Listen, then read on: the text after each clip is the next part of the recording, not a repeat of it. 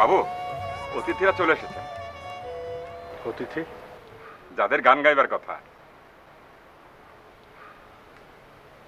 ওদের তো বাইরে ঘরে বসানোর কথা ছিল। আগে ব্যবস্থা হয়েছে, সেই কথাটা আপনাকে জানাতে এলুম। ওদেরকে দেখার দায়িত্ব তুমি কেষ্টকে দিয়ে তুমি যাও। অন্যান্য সব কিছু ঠিক আছে কিনা দেখে আমাকে জানাবে। আগে একটা কথা বাবু। কি কথা? না মানে, লোকজন বলছিল এবার গানের আসরে যাকে আনা হয়েছে তিনি নাকি আজকাল আসরে কে নাচবেন কে গাইবেন এই সিদ্ধান্ত গৃহকর্তার। তারা বোধহয় এটা জানে না। বটেই তো, বটেই তো, আমিও সেই কথাই বলেছি।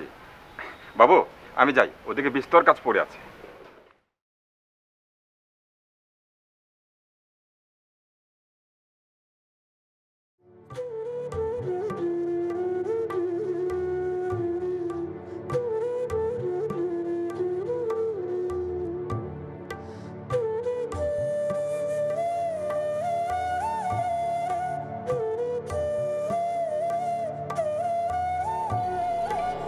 কি দেখছো এত মন দিয়ে? ওকে, ও গাইবে আজ, নাচবেও, তাই না? হ্যাঁ। কিন্তু তুমি এখন এখানে? বাইরের ঘরে তো লোকেদের আনাগোনা শুরু হয়ে গেছে সেই কখন। তুমি এখানে একা আছো তাই তোমার সঙ্গে একটু গল্প করতে এলো। ইস, সত্যি? আচ্ছা এবার বলো, তুমি এখানে দাঁড়িয়ে এত মন দিয়ে কি দেখছিলে? ওকে দেখছিলাম। দেখতে কেমন সাদাসিধে, তেমন গয়নাগাটিও নেই। দেখে মনে হয় খুব দুঃখী, কিন্তু ওই দেখতে বাকি সবার থেকে সুন্দর।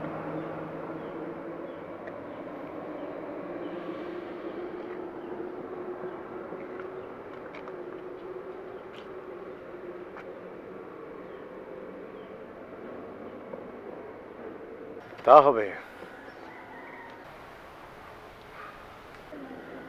ওর মজুরি কত তুমি জানো? না তো, কত? তুমি ওকে সাদাসিধে বলছো। ওর মজুরি সবচেয়ে বেশি, অন্যদের চেয়ে অনেক বেশি। কেন? ওকে খুব ভালো গান করে? লোকে বলে 4-5 বছর আগে ও ভালো গাইতো, এখন পারবে কিনা জানি না। তাহলে এত টাকা দিয়ে ওকে এনেছো কেন? এতেও আসতে রাজি হয়নি। যাকে পাঠিয়েছিলাম অনেক সাদাসাদি করে ওকে আসতে রাজি করেছে। টাকা দিয়ে আবার সাধাসাধি কেন? তার প্রথম কারণ ও নাচ গান ছেড়ে দিয়েছে। ওর গুণ যতই হোক না কেন কেউ ওকে আর গাইতে নেবে না, ওকেও আসতে হয় না, এটাই ওর ফন্দি।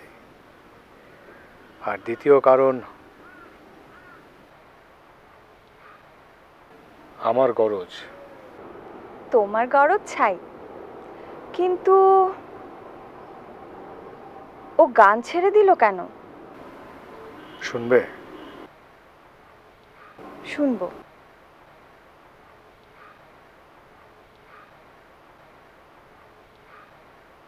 ওর নাম বিজলি। ও এক সময়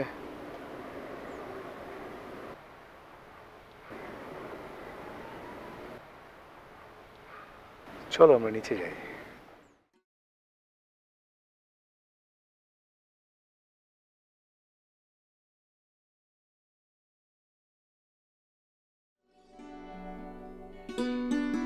তোমার সঙ্গে মা যখন আমার বিয়ের কথা বললেন তখন আমি বিয়ে করতে রাজি ছিলাম না। আমার ধারণা ছিল সংসারে জড়িয়ে মানুষ তার আত্মসম্মান নষ্ট করে ফেলে। আরো কি কি, এমএ পাশ করবার জন্য আমি বাড়ি ছেড়ে চলে গেলাম। কিন্তু কোথায় যেন মনের মধ্যে একটা দ্বিধা রয়ে গেল। হঠাৎ হঠাৎ বইয়ের পৃষ্ঠায় আমি তোমার মুখখানা দেখতে পাই।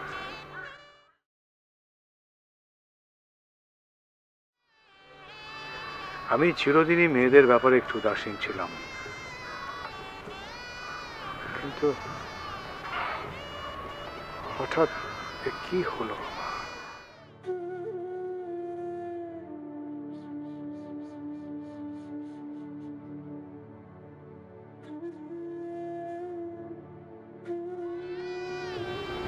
তোমার কথাই যেন ভাবতাম আমি।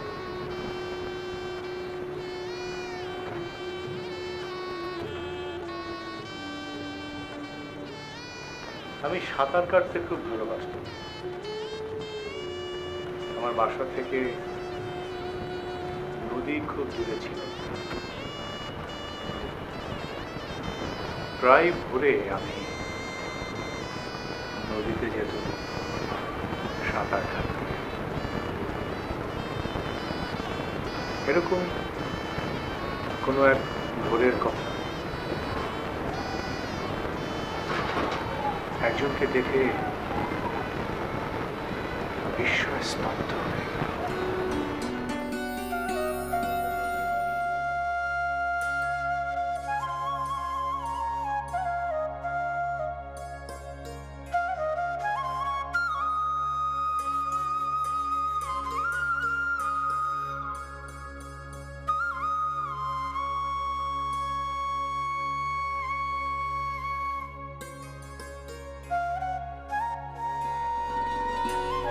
এই প্রথম দেখা, সমস্ত দিন সে যেন মনের মধ্যে ঢেউ খেলে গেল।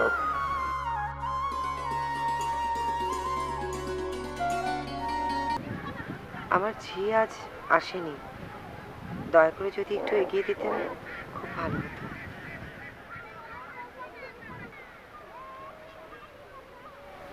চলুন।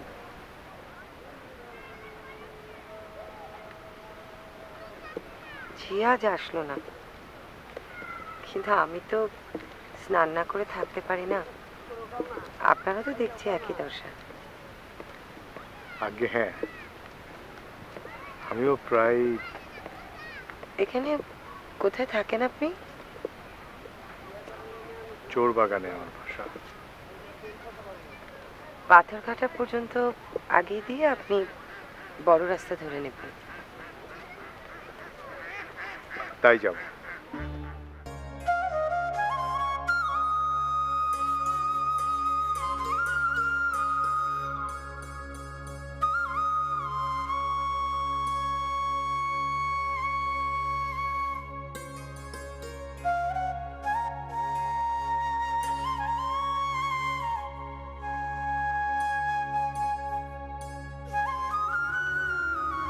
কাছেই আমার বাড়ি, এবার আমি যেতে পারবো। নমস্কার।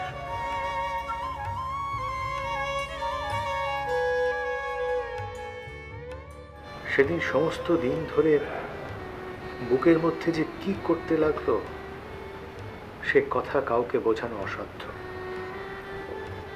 যৌবনের পঞ্চস্বরের প্রথম পুষ্পবাণের আঘাত যাকে সইতে হয়েছে, শুধু তারই মনে পড়বে, শুধু তিনি বুঝবেন সেদিন কি হয়েছিল। সবাই বুঝবেন না কি উন্মাদ নেশায় মাতনে জল স্থল আকাশ বাতাস সব রাঙা দেখায়।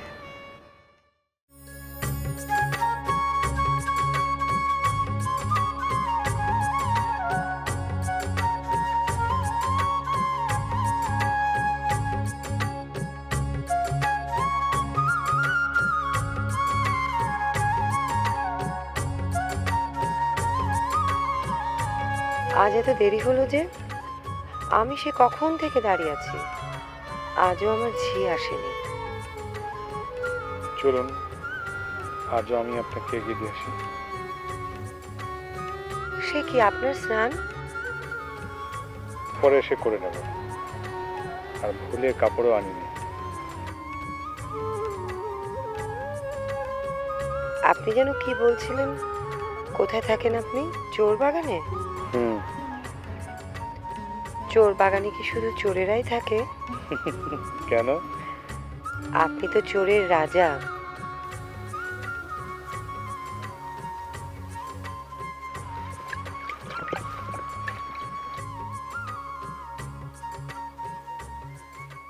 আপনার কথা ঠিক বুঝলাম না।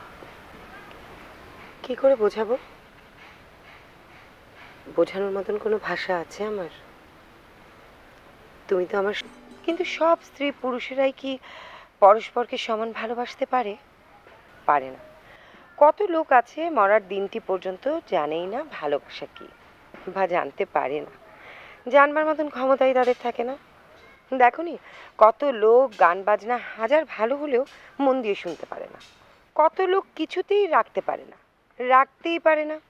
লোকে তাদের খুব গুণ গায়, কিন্তু আমার কাছে নিন্দেই করতে ইচ্ছে করে। কেন? তারা রাখতে পারে না, ভালোবাসতে পারে না। এসব অক্ষমতার অনেক গুণ থাকতে পারে, আমার কাছে দোষটাই বেশি। আর সত্যি বলছি তোমাকে, কোথায় বড় বড় মানুষের বই পড়ে মানুষ ভালোবাসতে শিখবে, কিন্তু এমন বই লেখে এক একজন, যা পড়ে মানুষ মানুষের প্রতি ঘৃণাই জন্মায়। তুমি বুঝি খুব বইপত্র পড়ো? যখন যা বেরোয় বাংলা সব পড়ি। এক এক সময় তো সারা রাত্রি বই পড়ি। এই চলো না, এই রাস্তার পরেই তো আমাদের বাড়ি। আজ তোমাকে বাড়ি নিয়ে গিয়ে সব বই দেখাবো। তোমাদের বাড়ি? চলো, আজ তোমায় যেতেই হবে। না না না, ছি ছি ছি। ছি ছি কেন? চলো, আজ তোমায় যেতেই হবে। না না না, আজ থাক।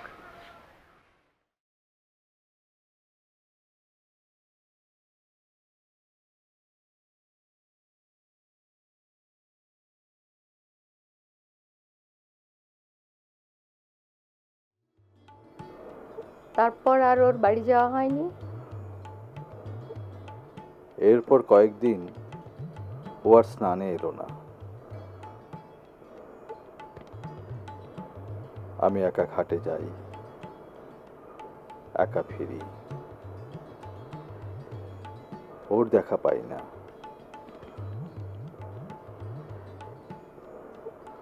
ব্যথায় ব্যথায় আমার বুকটা কেমন যেন হু হু করে উঠল।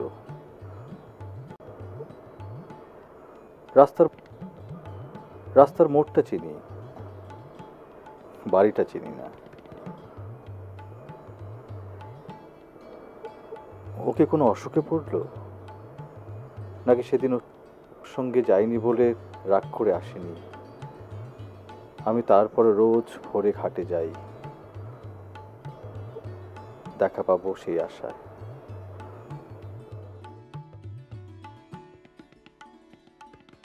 বাবু,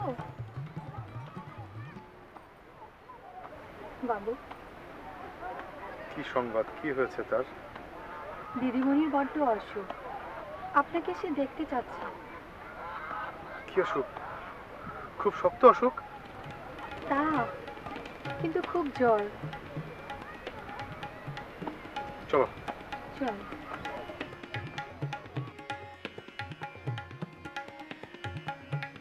আমি গেলে তোমার দিদিমণির বাবা আবার রাগ করবেন না তো? যিনি তো আমাকে চেনেন না। দিদিমণির বাবা না, শুধু মা আছেন। দিদিমণির মতো তিনিও আপনাকে অনেক ভালোবাসেন। আপনি আসুন।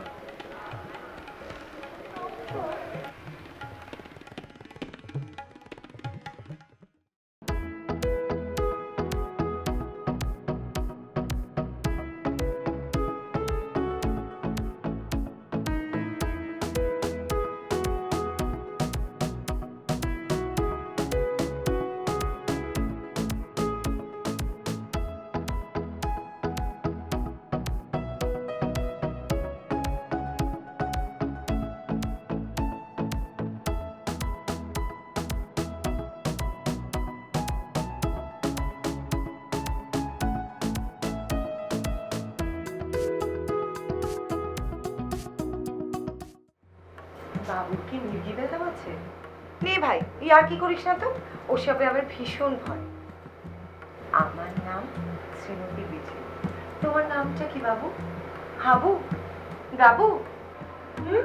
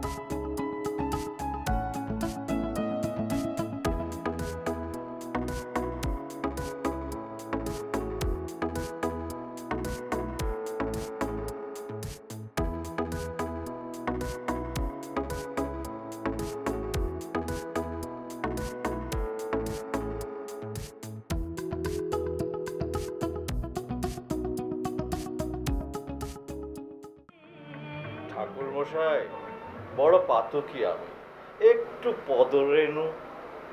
কেন মিছিমিছি বেচারিকে সংসার যাচ্ছ? মিছিমিছি কি গো?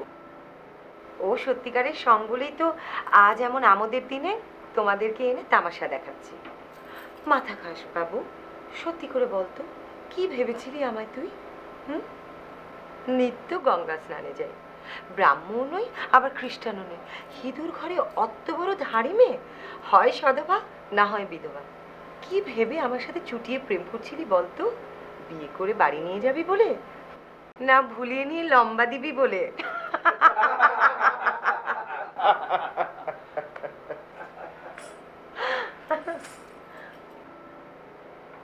না, খাও।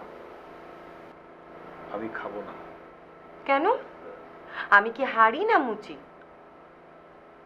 তাহলেও খেতাম। আপনি যা, আপনি তাই। এ মা, হাবা গোবা দেখছি ছুরি ছোড়া চালাতে শিখেছে। আমি সত্যেন্দ্র চৌধুরী, হাবু নই। ছুরি ছোড়া চালাতে শিখিনি কখনো, কিন্তু নিজের ভুল হলে, সে ভুল টের পেলে তা শুধরাতে শিখেছি। আমার ছোঁয়া খাবে না? না। এ আমি বলে দিলুম, আজ নয়, দুদিন বাদে ঠিকই তুমি খাবে। হুম? ভুল সকলেরই হয়। আমার ভুল যে কত বড় তা সকলেই টের পেয়েছে। ভুল আপনারও হচ্ছে, আজ নয়, আগামী জন্মেও নয়, কোনো কালই আপনার ছোঁয়া আমি খাবো না।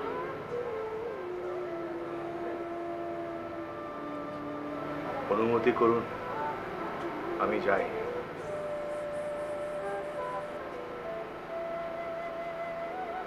আপনার নিঃশ্বাসে আমার রক্ত বিষ হয়ে উঠছে। বেজলে বেবি, অরস কেশু রসস্ব নিবেদন। যেতে দাও, যেতে দাও। সকালবেলা আমাদের আমোদটা নষ্ট করে দিল। যাও, যেতে দাও। আর একটু। আরে যেতে দাও, যেতে দাও, সুতো ছাড়ো।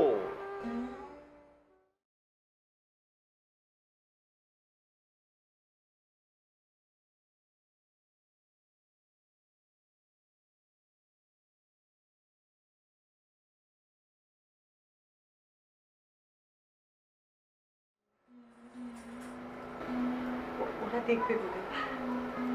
না হয় আমি হাত জোর করে তোমার কাছে ক্ষমা চাচ্ছি।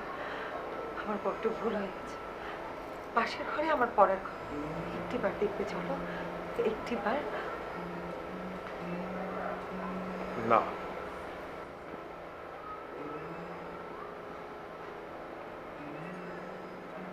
কাল দেখা হবে। না, আর কখনো দেখা হবে না।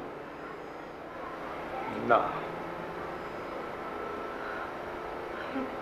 বিশ্বাস করতে খুব কষ্ট হচ্ছে যে আর কখনো দেখা হবে না। তবে একবার বলো, তুমি বিশ্বাস করবে? কি বিশ্বাস করব?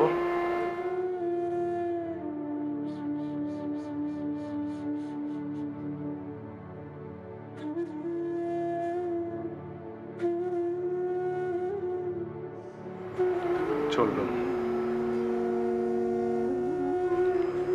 যাও।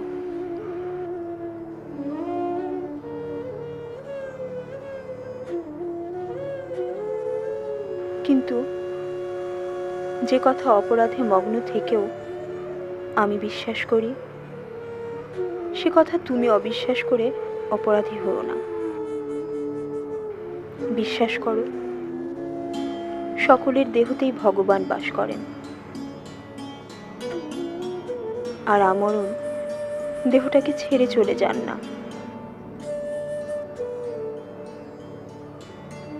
সব মন্দিরেই ভগবানের পুজো হয় না বটে, তবুও তিনি দেবতা। তুমি তাকে দেখে মাথা নোয়াতে না পারো, তাকে মারিয়েও তুমি যেতে পারো না।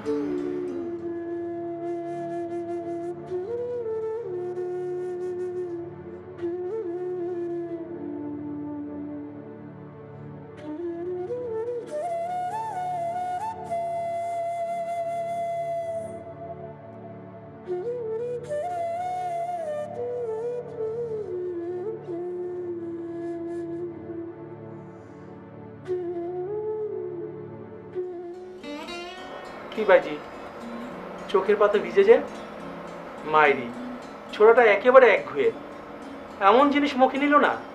দাও তো, দাও দাও, আমাকে দাও দেখি, দাও।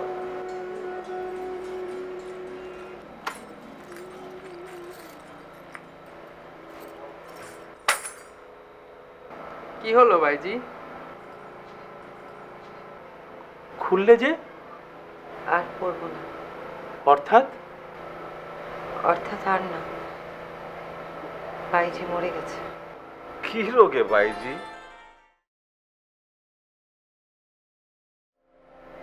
যে রোগে আলো জ্বললে আধার মরে, সূর্য উঠলে রাত্রে মরে, আজ সেই রোগেই তোমাদের বাইজি চিরদিনের জন্য মরে গেছে।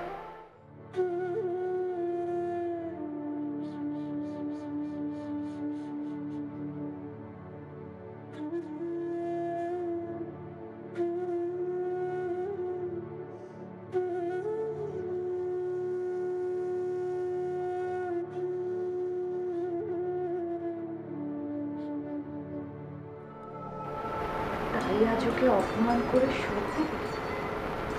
এ বুদ্ধি তোমায় কে দিল?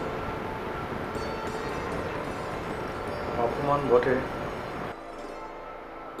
কিন্তু সেই অপমানের কথা শুধু আমরা তিনজনই জানব, আর কেউ জানতে পারবে না।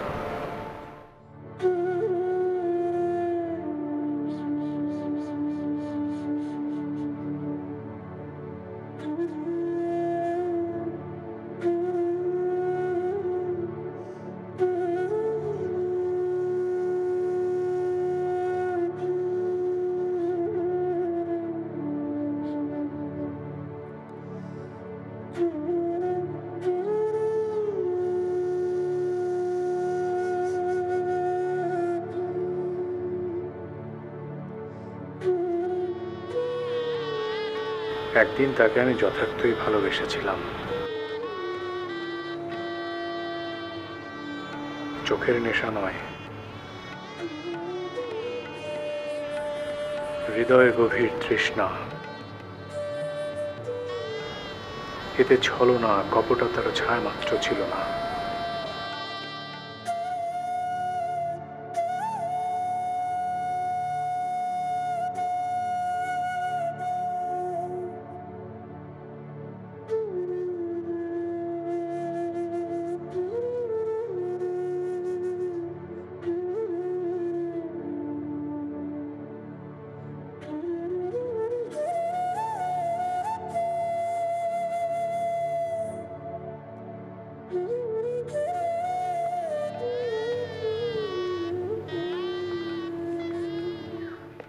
আপনাকে ডাকছেন কে? মা ঠাকুরন। কেন? সে তো আমি বলতে পারবো না। আমাকে বোধ করি না, আপনি ভালো করে শুনে আসুন। আপনাকে ডাকছেন, আসুন আমার সঙ্গে। মা অপেক্ষা করে আছেন তার ঘরে।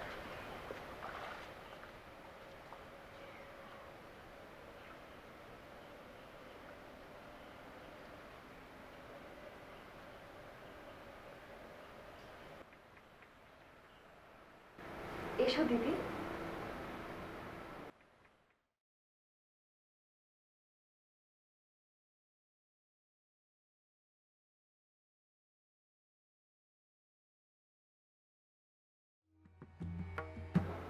চিনতে পেরেছো দিদি? না চিনতে পারলে কিন্তু ভারী ঝগড়া করবে।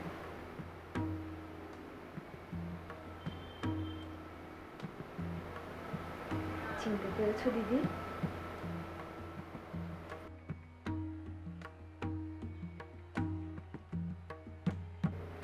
দিদি, সমুদ্র মন্থন করে বিষটুকু তার নিজে খেয়ে সমস্ত অমৃতটুকু এই ছোট বোনটিকে দিয়েছ। তাকে ভালোবেসেছিলে বলেই তো আজ আমি তাকে পেয়েছি। বিষের বিষে যে অমৃত বোন, আমি বঞ্চিত হইনি। সেই বিষই এই পাপিষ্টাকে অমর করেছে। তার সাথে দেখা করবে না দিদি?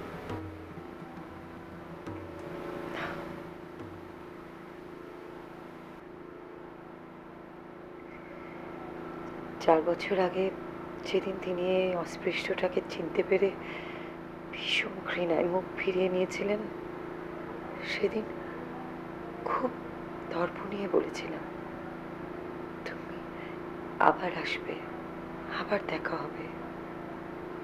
কিন্তু সেই দর্প আর আমার রইল না, তিনি আর এলেন না। কিন্তু আজ দেখতে পাচ্ছি কেন দর্প হারিয়ে আমার সেই দর্প ভেঙে দিলেন।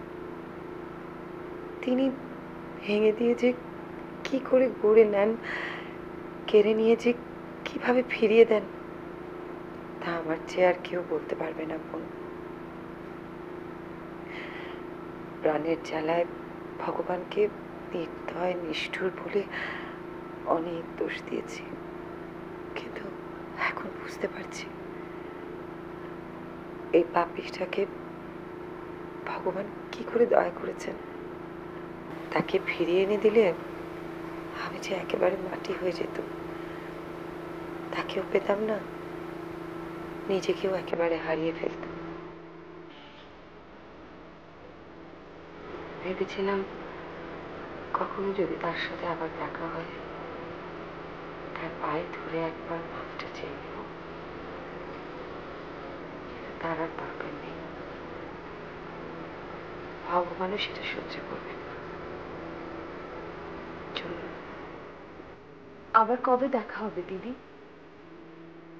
দেখা আর হবে না বোন। আমার একটা ছোট্ট বাড়ি আছে, সেটা বিক্রি করে যত শীঘ্রই পারি আমি এখান থেকে চলে যাব।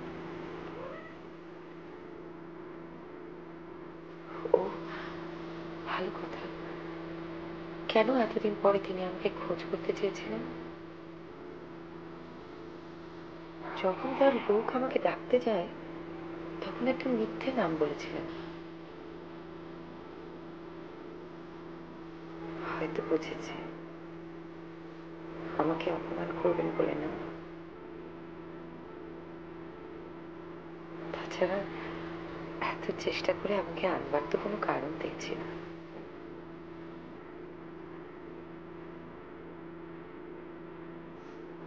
তোমার লজ্জা কি বোন? তবে তারও ভুল হচ্ছে। তার পায়ে আমার 100 কোটি প্রণাম জানিয়ে বলো, তা হবার নয়।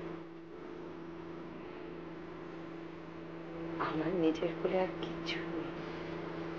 অপমান করলে তার নিজের গায়ে সব অপমান লাগবে।